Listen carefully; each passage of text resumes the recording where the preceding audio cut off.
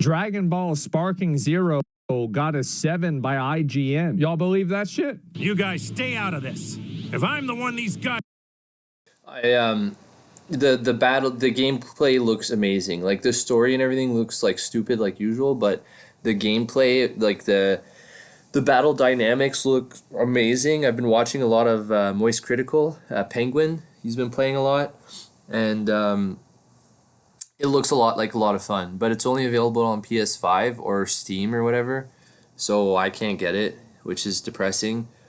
So I started looking into Xenoverse. It's like an older game, Xenoverse 2, Dragon Ball Xenoverse 2. And the gameplay is completely different. Like, it's all right, but this looks so much better. It looks like they spent a lot of time and really tweaked it. And this is part of the Budokai franchise. I guess it's a different maker than the Xenoverse games, the Dragon Ball Z Xenoverse. But yeah, super interested to see what asmongold has to think about it. But I don't think he's, like, I've been watching a lot of his stuff, and he never really talks about Dragon Ball Z. I don't think he's a big Dragon Ball Z fan, but we'll see. Guys won, then that's what they're gonna get. That's the first direct sequel to Dragon Ball Z Budokai Tenkaichi 3 since its PlayStation 2 debut. There's something charming about Dragon Ball Sparking Zero's old-school design and presentation. It's tougher than Vegeta's chest plate and imbalanced in ways that are both annoying and lore accurate. Menus are labyrinthian. Training tips are sparse and sometimes not very useful, but every battle is crafted with the sole purpose of putting the Dragon Ball Z fighting fantasy as it appears in the anime into our hands. Fast-paced. So they make the story, so they make it to where, like, the story is authentic, and this is why it's bad? Key slinging, teleport kicking, and magical hair dyeing is great fun, so long as you're patient with its gnarly learning curve. As a result, settling back into the pace and precision of this brawler feels just as much like a labor of love as the effort to resurrect the series in the first place. Oh no! Folks, should I maybe get the heck out of here? Uh-oh. All right, let's see it. What I don't like about some of these reviews, it's like, this is one guy's opinion. It doesn't mean that much. Like, we don't know. Maybe asmongold knows this guy a lot, and he knows what kind of games this guy likes, so he values his opinion.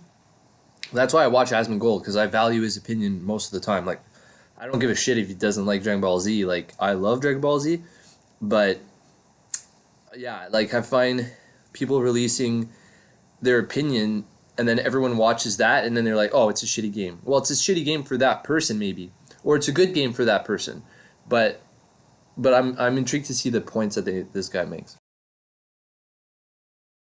The dude's mad because he can't beat 8th Vegeta? Wait, is that true? It's undeniable how great Sparking Zero's characters and environments look in still screenshots. Yeah, it looks amazing. Every character, no matter what era of Dragon Ball they're from, looks better than I remember. In motion, things get a bit more dicey, with some cutscene animations in particular being awkwardly stiff. But at least the sound hits the mark. If you want your little brat... Look, to be fair, the animation in the anime was a little stiff as well. Okay? Yeah, in 1990, back then it was the best anime that ever existed. So, like, I don't want to hear, like... Wasn't it stated that one of the reasons why Toriyama wanted to do Super Saiyan is so he wouldn't have to color the hair of the characters anymore in the manga? So yeah, it's kind of stiff. Like, I mean, it's the same as I remember I watched Fist of the North Star. Super stiff. But it's about the soul.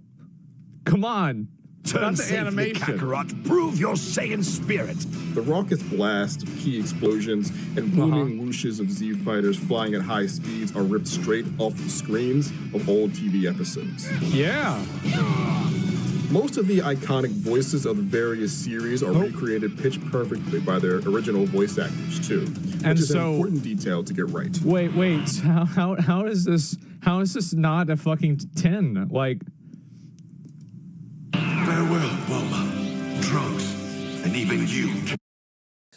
Doesn't sound like a fan. I think he's gonna rip into it, but whatever. Another win for my inner child was the truly immense roster. 180 plus fighters. Dude, when this happened, oh my God. It was so cool. It was so fucking cool, man. It was really cool, but it was also kind of fucking stupid how they got fat and then they got skinny and then they like it's a lot cooler when Vegeta and Goku does it. It's a lot less cool when it's Goten and Trunks, but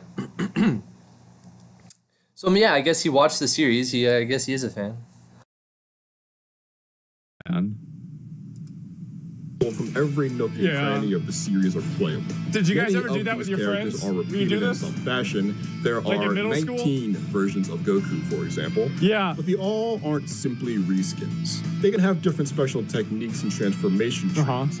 Meaning base level Goku from the Saiyan invasion days has a different set of moves and a much lower upside than Buu Saga or Super Era Goku. Sure. He can transform into various Technicolor versions of Super Saiyan.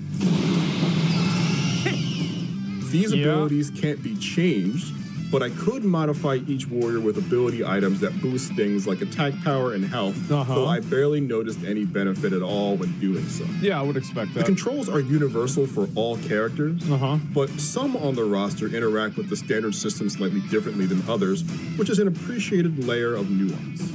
Android characters can't actively regain ki in order to launch blast attacks, while gigantic characters like Janemba can't be grabbed. Wait, you can play against this character? Yeah. What's insane is that there's every single character you you could think of in this game. And there's the way the gameplay go. I don't know if this guy's going to get into it, but there's so much technical stuff. It's like, you know, Street Fighter, people loved it just for like the fighting style. This is like Street Fighter on steroids because you can fly, you can go underwater, you can 360 degrees. You have all your powers.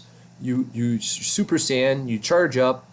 Like there's counters, there's anti-counters, and then there's anti-counters to counters the anti-counter. And you could do, it's insane all the shit you can do. I've been watching so many videos because I wish I could play, but Can you play as this character? No, fuck. That's insane. That's what the fuck? That's awesome. Oh my God. Grabbed. Sparking Zero makes no attempt to balance these differences either. I hear a lot of that about this character. People were not happy about Grade 8 Vegeta. Time I was forced to fight a character that was canonically stronger than mine in the manga or anime, they were just as oppressive in-game as I'd expect. I didn't always like it, but I respect the commitment. Let me see what you got. Yeah. Unfortunately, the bar to execute the various techniques of its diverse cast is very high and extremely frustrating. Inputs are simple overall, but early on, I often felt lost when combat picked up the pace. Part of that is admittedly on me. The last entry of the series I played with fervor, but that was right after Barack Obama was elected. The fast pace of Sparking Zero compared to Tenkaichi 3, mixed with the lax tutorial system, threw my 17 years older reaction speed out of the ring with ease. I bet you can probably just pattern play with this and beat most of the campaign. Like, you can do that with, like, any campaign in these games. Yeah, it's not that hard. Exactly, you can cheese, yeah. Yeah, but I heard that the PvP thing is amazing. Everyone's loving the PvP mode, and they're having a lot of fun just doing that after doing the whole campaign. So it's like, people are really spending hundreds of hours into this and getting really technical, and at least it has that depth. A lot of games don't have that depth, so it's like you play 10 hours, whatever, 20 hours, it's done. Like, you don't want to play again. This, you can keep getting better and better and better, so I love that. You're fighting a robot. What does Obama got to do with this? It was a long time ago. I mean, for me, like, I'm even farther back than he is. Like, we had Budokai too. Actually, I don't know whether it was, I'd have to go downstairs and check. Like, but we had one of these on the GameCube. I spent a lot of time traveling back and forth between regular fights and the training mode to check and double check my understanding of when and how to use these techniques, as well as in the settings to adjust my button schemes and Yeah, so I don't know why this guy was bitching about the training. I saw a lot of videos of Moist Critical. He was doing a training, and other people. Anyways, I've seen a lot of videos of the training, and it's amazing. It's in depth. You can stay in it and keep doing it over and over again, so you can see how it works, and when it's successful, when it's not. So I don't know why this guy was bitching about he's like, the training mode is not in depth enough. I don't believe that. From what I've seen, it's amazing. accessibility toggles. Yeah, sure. But really the only effective teacher was 25 brutal hours of getting kicked around. Yeah. Also, compared to modern day fighting games, Sparking Zero's training options are rudimentary at best. There's no expectation to lay out frame data and hitboxes in a less competitively focused game like this, but targeted drills or a more nuanced customization of CPU behaviors would go a long way to help beginners and returning players fly up to the high skill floor. I could see how maybe that could be true, but in general, I think that like a big problem that fighting games have, and this is like a huge issue, is that fighting games, this is my opinion, fighting games have a huge problem because of how inaccessible they are to average players. And it's that the skill cap in these games is so high, and because the skill cap is so high, a lot of people, including myself, are intimidated. And like, I watch Street Fighter 6. I like watching the game, but I don't want to play the game. Does that make sense, right? And so that's why modern fighting games have modern controls. Exactly, right? And so I think this is something that, like, obviously they're trying to overcome by, like, not really focusing entirely on balance and, like, making everything, like, razor close in terms of, like, its effectiveness. I think that's the goal. That's why they have skill-based matchmaking. Yeah, but, like, the problem is that I think that the level of skill that, like basically back in the day that it used to be like this much, and like now it's this much. So like people nowadays are just as bad as they used to be, but people nowadays also are better than they ever have been. Like Street Fighter 6, I love it. As you do damage and gain energy, a meter will charge that grants a skill point every time it fills. There's a handful of ways to spend these points, the most common being on... Apparently, there's Bio Broly in here, or Broly, or whatever, and apparently people in the PvP arena are just destroying people with Broly. Just like, I guess it's really hard to beat for some reason, but... unique skills each brawler has, like this and this one. But points also need to be spent carefully on transformations and the new revenge counter system, which works a lot like combo breakers from Killer Instinct. Okay. The timing on your defensive options is razor thin and can be a real bear to learn. Sure. But these can be life-saving. Unlike Key, which is also used for a variety of offensive and defensive maneuvers. Sorry, I keep pausing because I love Dragon Ball Z. I'm super into this. But that's one cool move I just saw that this guy did, that Charlie Moist Critical, he kept not doing that. He kept just punching and making the guy fly away, and he kept trying to catch up to him.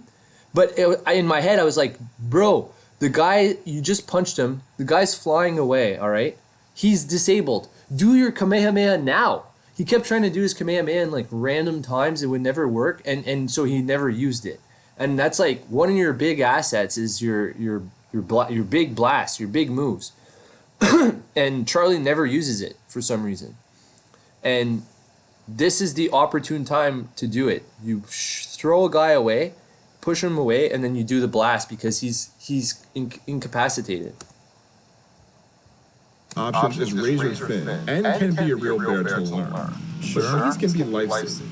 Unlike Key, which is also used for a variety of offensive and defensive maneuvers, the resource management decisions you have to make on a moment-to-moment basis really add a welcome bit of strategy to an otherwise frantic fight.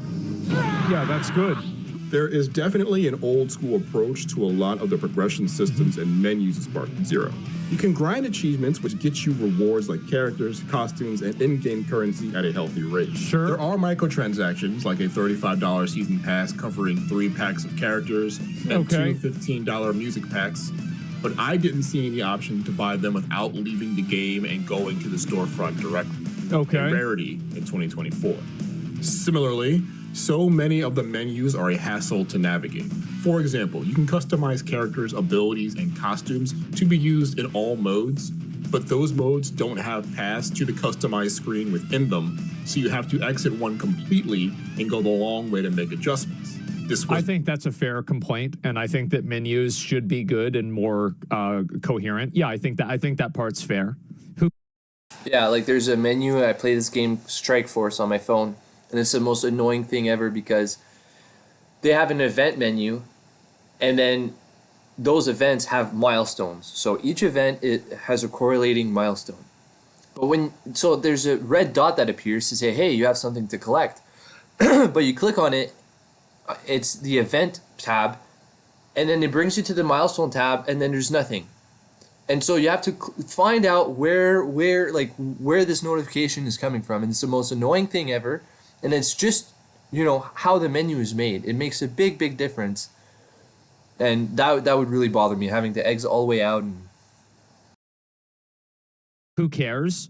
Well, I think it's fair to say that. I mean, it doesn't mean the game is bad because of that, but it's fair to say it. Barely acceptable in 2005, and we certainly don't have to live like this in 2024. I always thought Trunks was so cool having a sword.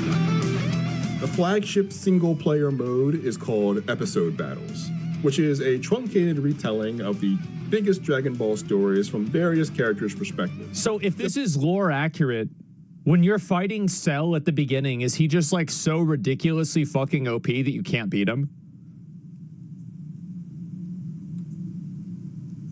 There's what ifs, yeah. No. Just about every Dragon Ball yes. game has done half this and in half, some okay. form or fashion, but this rather exhaustive version does a good job at keeping the time between battles short and prioritizing the important moments versus making you play every single skirmish as Tenkaichi 3 did. The standout feature this time around, though, is that certain events can actually be cleverly changed for sometimes dramatic new outcomes. Okay. That can involve making a choice during a cutscene or ending a battle in a specific way that then changes the course of the story, sometimes dramatic. But not all of these side attractions are created equal, with only a few I've seen being truly Cell. jaw-dropping or substantial, like teaming up with Piccolo to kill Cell early. That's cool. Episode battles can be very difficult, since powerful characters can become all but immune to your normal attacks and will always have the perfect defense to match your offense, making it tough to experiment and find these largely hidden special conditions when the pressure is on. You can lower the difficulty on a fight-by-fight basis in order to progress if you really need to, but these special tasks must be completed at least the standard difficulty, making finding them very much an endgame activity. But that seems cool. Yeah, you have to do it on standard at least to keep going. I actually wish that there were more games that gate kept you. I know this sounds bad, but I actually think that games that have gatekeeping like that are more fulfilling and better. Lowering difficulty, I think basically you should have ways to make yourself stronger so you can overcome challenges, but you should have to overcome challenges. It made Tectone rage quit? I mean, did he do it on... I just saw it in the chat. You guys probably can't see it because of my face is in the way, but someone's like Diablo, and it's true because I just saw Zach release a video about Diablo 4. He was watching, there's a DLC, and everyone's saying it's terrible because it's too easy. You just spam this move and everything dies. Apparently you don't need to get special stuff, so it's what's the point of even playing the game? The whole point of Diablo was you keep farming to get amazing stuff, and then you increase the difficulties and keep farming and get even better stuff. And so there was a gatekeeping system sort of, and it probably still is like that. It's just apparently now you don't even need to farm for special stuff. There's just these 2 potions or weapons that you use, and everybody can get them, and it's OP. So there's no point in farming or doing anything in a game anymore, which is the whole point of Diablo. So they're totally ruining their whole game apparently, but yeah, gatekeeping is a really good idea. Hard mode? Because I bet Tectone was probably like egoing it, right? And he didn't want to turn down the difficulty. Wait, no. He just couldn't beat it? There's only 2 modes? Oh, God. Oh, wow. That's... Oh, I thought he was like doing it on... Oh. Appreciate the effort to spice up the stories that have been rehashed ad nauseum.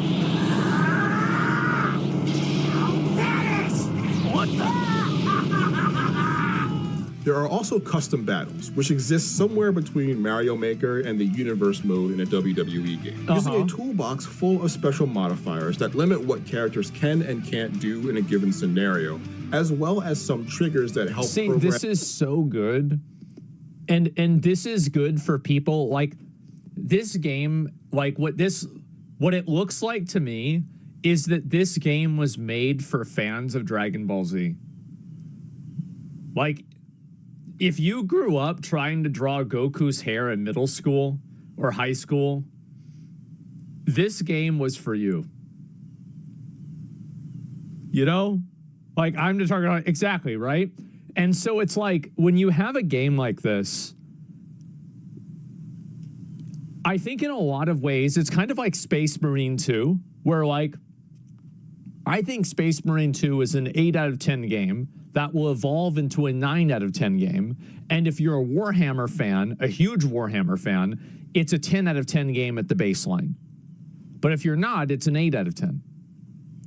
And I think that a lot of times you need to have people that are huge fans of these games that are reviewing them. Because, like, for example, I'm not a Civilization fan. I'm not. Like, I could just never get into it. I always thought Age of Empires was way cooler. I thought Command & Conquer was way cooler. I like the real-time strategy. So if you had me review Civilization, I probably would say it wasn't very fun. I wouldn't like it. You need to have, bro, you need to have, like, if you want a Sparking Zero review for the people that need the review, you need to go down to Brazil, find the first 35-year-old man that you see, and just have him do the review of the game. That's it.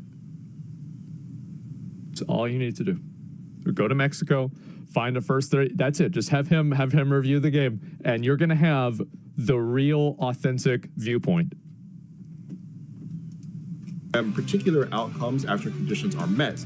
These battles can potentially resemble more of a puzzle than just mashing digital action figures together in dream situations. There's a shoddy system for putting together dialogue so that some sort of narrative can be added to them. Yeah, this is awesome. The best they can do is loosely set up make-believe stakes. I had no plans to write my own entire Dragon Ball arc, but I'm not sure the tool's up to the task even if I wanted to. Yeah. There are quite a few custom battles made by developer Spike Chunsoft baked in, and they don't really stretch the imagination that much. A few of them present interesting scenarios and specific parameters for victory, like seeing Kid Goku spar with Master Roshi, who can only be beaten by the Kamehameha. Oh. But I haven't come across an aha creation that really shows me the potential of this mode.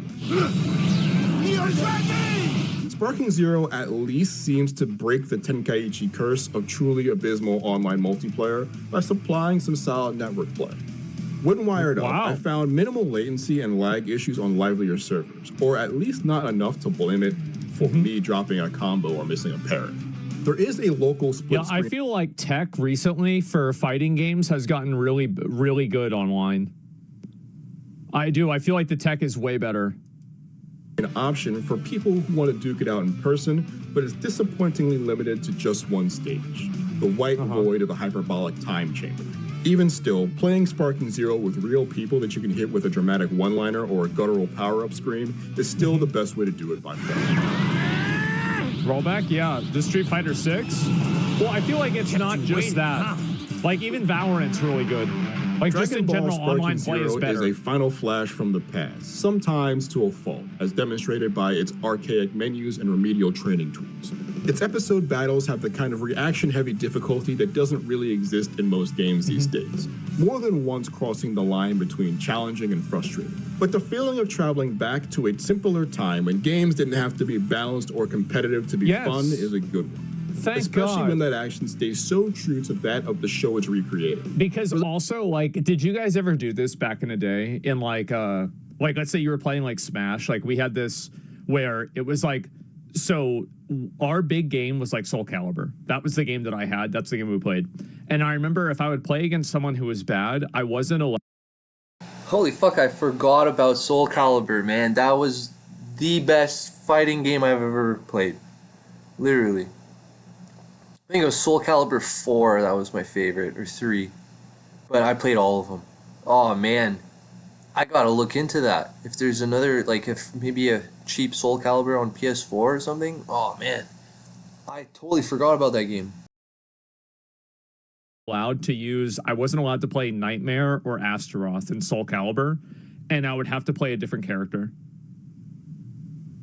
Or like anytime that I would play Smash and I was playing against somebody who was bad, I wouldn't be allowed to play like Roy, Marth, or Link, right? Nobody with a sword. I hated Valdo. Yeah, he crawls up on you. Yeah, exactly, right? I was always Roy, and I was pretty much unbeatable. That's GameCube or what? Soul Calibur. What system?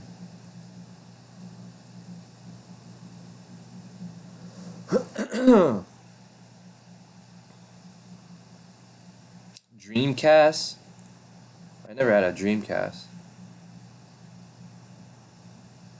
Well, whatever, I'll just look into it. And Roy, exactly, bro.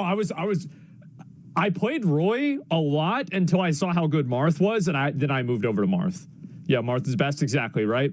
And so, like, did you guys ever have this happen where it was like, because like in Smash, in Melee, right? There's like a perfect imbalance of Melee, right? Where it's just like, you know what I said before about like onion layers of games? It's like Melee becomes a better competitive game over time. Like, I think that's like one of the best examples of it, right? But like some characters, especially for like new players and like when the game was new, like it was just Donkey Kong generally just wasn't very good against like Marth, for example, right? And so did you guys ever do that?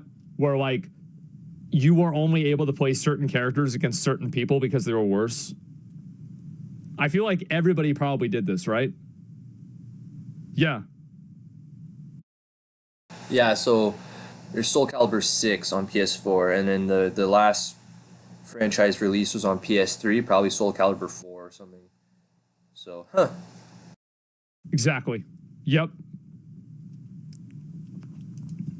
Living a story that was foundational to my youth, looking and sounding as great as I remember it, with the opportunity to alter it in sometimes dramatic new ways is clever, and the addition of tools to attempt to create your own stories could elevate the experiment even further if a community can figure out. one thing I just noticed there, like when they go underwater, it doesn't really make a difference. And to me, it should slow your combat down, right? So they should have something where you're underwater and it's slowing your movement speed by 50% or something, but they don't have it. It's like, it doesn't make a difference. And I don't think like if you stay underwater, you run out of air. I don't think there's anything like that, which is kind of stupid. If you let characters go underwater, make it really underwater and make it like matter. If it doesn't matter, nobody cares. So like, anyway. How to make the most of it. For more, check out our reviews of Metaphor ReFantasio and The Legend of Zelda Echoes of Wisdom. And for everything else, stick with IGN.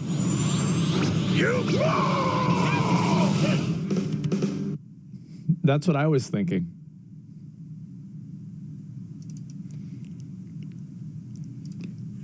I don't know, man.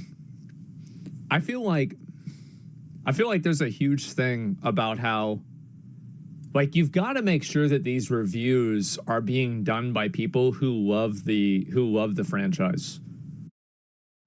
See, that's what I was just saying at the starting of the video. That's so good. Because that's who the game is being made for. Like it and also like the people that love the franchise, they will grow the franchise and make the game bigger in the process of that. A bias? Yeah, a bias. Absolutely. Yes, of course, a bias. Duh. Like, yes, you want to have people that like this kind of game. They're going to review the game. That way, other people that like these kinds of games will be better informed. The person who did the previews were very positive about the game, and then they switched the reviewer. Well, I guess I'll have to find. I'll try it later on today. I downloaded it, and I'm gonna try it and see. Monster Hunter is now very popular because of loud voices of dedicated fans. Yeah, one of those loud voices was Tectone. Tectone was so loud, he gave me a there's a little bit of stuff on there. There we go. A Xenogre from Monster Hunter World, and he said, "You have to play this game. This is the greatest game I've ever played." And I was like, there's no way it's that good, because people were so annoying about trying to get me to play Monster Hunter. And I was like, I don't want to try it. But then Tectone was like, you should try it. And I'm like, okay, now I'm going to take it seriously. I started playing Monster Hunter, and I've beaten almost every boss in the game. And I love it. And so, yeah. Like, and that's what happens with like fans of games. Like, how many of you guys had that happen with like WoW, or you got your friends or family, or like I got my mom into WoW, for example, right? Like, that's the way it's supposed to be, man. That's pretty cool that his mom used to play WoW. Like, I heard that before and I was like, wow, like, that's a cool mom. That's good. Didn't play Monster Hunter Rise yet? No, I didn't, but I did a lot of Monster Hunter World. I still even have it installed. I had to uninstall like every other game. I did not uninstall Monster Hunter World. I've got almost 200 hours in this game. It's really fucking fun, man. Like Final Fantasy 14 for you? Yeah, exactly. And so like if you make a game for the fans, I think that that's the only way that you can make a game, because if you lose your core audience, then you don't have anything. And I think that if you focus on your core audience and you just help grow that audience by just making better and better content for them, over time, you will make that core audience larger. And I think that when we're really going to see this happen is we're going to see this with Monster Hunter Wilds. I think that we can see a 600 to 1 million player release on Steam for Monster Hunter Wilds. I know it sounds crazy, but I actually think that there's such a huge amount of hype behind the game. I think that we could see at least 600,000. No, I mean, like, maybe not a million. Like, that's a pretty big difference there, right? 600, 500. I think it's going to be, okay, we can talk about numbers all day. I think it's going to be a lot higher than World. It'll be higher than Concord. I think it is. And I think it will be. Yeah, definitely. But anyway, yeah, this shit is so fucking cool, man. IGN only gave this game a 7 because they probably haven't gotten past grade 8 Vegeta. Where's the guy that's been doing all these videos in the game in the preview? The guy that talked about this game like it's a 9 out of 10. They gave it 7 out of 7 Dragon Balls. IGN wouldn't shut the fuck up about this game for months, and y'all gave it a 7. A fun game with no microtransactions. I thought it did have microtransactions. That's what the video said. 180 characters, an intense story mode that changes the original story, a meticulous training system, and amazing graphics gets a 7. You guys are out of your mind. Ultimate Tenkaichi got a 7.5 from IGN back in the day, but Sparking Zero was a 7. That's insane. These guys gave She-Hulk a 9 out of 10. So, do you want to know the other game that was rated a 7 by IGN? Concord.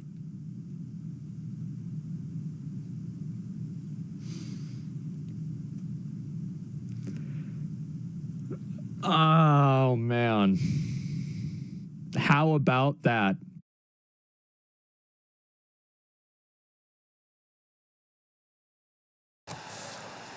He's got so many good videos, man. He's so good. Anyways, yeah, so I thought it was interesting. I would love to play the game, but I don't have a PS5, and I could get it on Steam, but I have a shitty laptop, so, and I don't have a paddle that connects to it, so I don't really play a lot of games on the computer, so I don't think I'm gonna waste $80 on a version I'm not gonna like. Like I'd rather it on PS5 or PS4, but I looked into it and it's never gonna be available on PS4 because they said the graphics are too good, which makes no sense. Like I guess the types of graphics they're using are too advanced for PS4, but I mean the graphics aren't.